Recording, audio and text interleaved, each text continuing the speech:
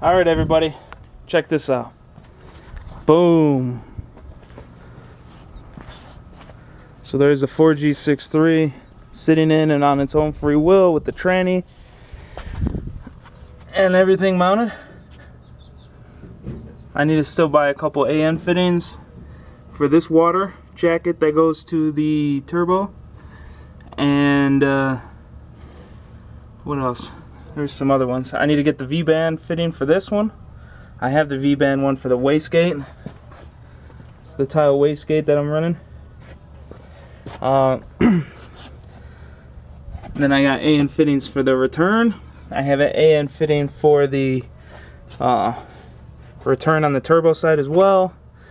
So there's what the manifold looks like all mounted up. It's really nice.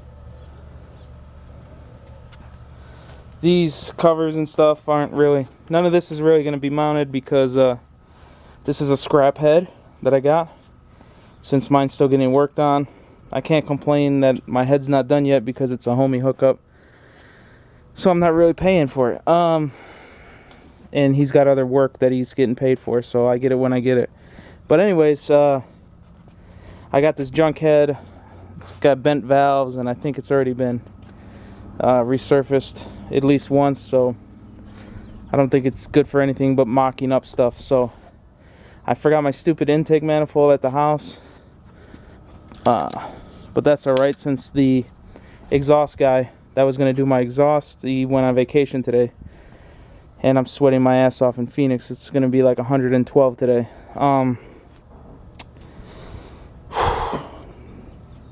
Sorry, I'm really hot.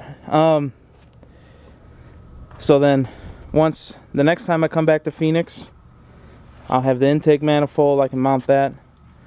The turbo will already be mounted, and I'm getting new bushings here that hold the center core for the radiator core. Then I can mount that, put the fenders back on. After I put the fenders back on, I think I'm going to leave the nose off just so it doesn't, since it's rubber, I don't want it to get messed up.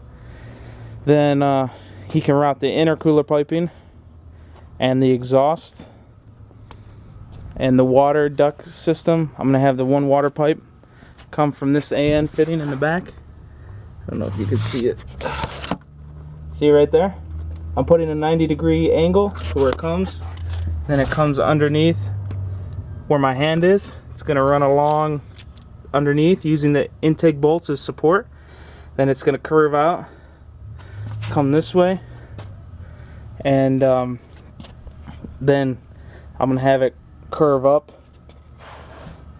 and over somehow or another to the top radiator mount, radiator outlet on the radiator, the top one. Then the bottom one is going to come from this AN fitting on the water pipe from J Racing as well. It's going to come down, or probably come out with a 90-degree like this way, and then come down and in to like right here area. So as you can tell, I have all brand new cases except for this top one because I'm still debating whether to go clear or just another brand new black one. I just don't know how it's going to act with you know, the white ones always fog up and shit, so I don't know. If you got any advice for me, put it in the comments below, let me know. The oil filter housing, let me show you that real fast, since that's going to be totally different than what any of you have seen.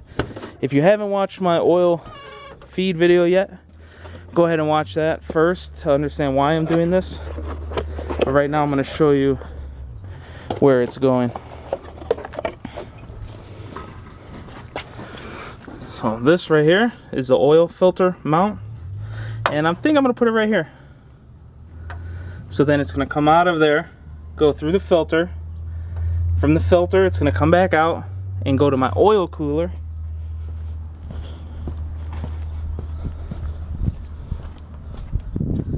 Which is right here, the DIRECT oil cooler. Right? And from that fitting, it'll go back into the oil filter housing, the original one that I had blocked off. So yeah, it's going pretty good. I'm gonna, depending on what gauge setup I use, I'm gonna have to maybe run a different brand or a different model of oil pressure sensor, because I think I'm gonna go with a Dakota Digital Racing one.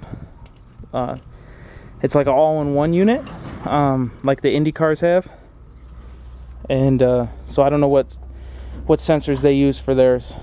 But yeah, other than that, it's looking pretty good. Had to one mistake, so you guys don't think I'm over here preaching that I never fuck up. See this? Now let me go to the other side. You can see better.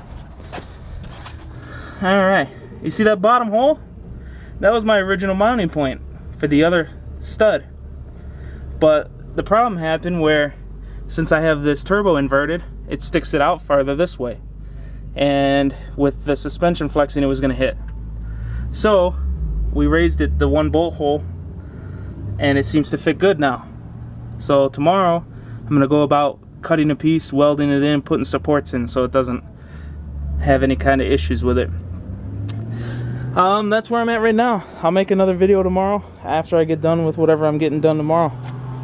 So thanks for subscribing. If you haven't subscribed, please subscribe, like, share, and I'll see you in the next video. Have a good one.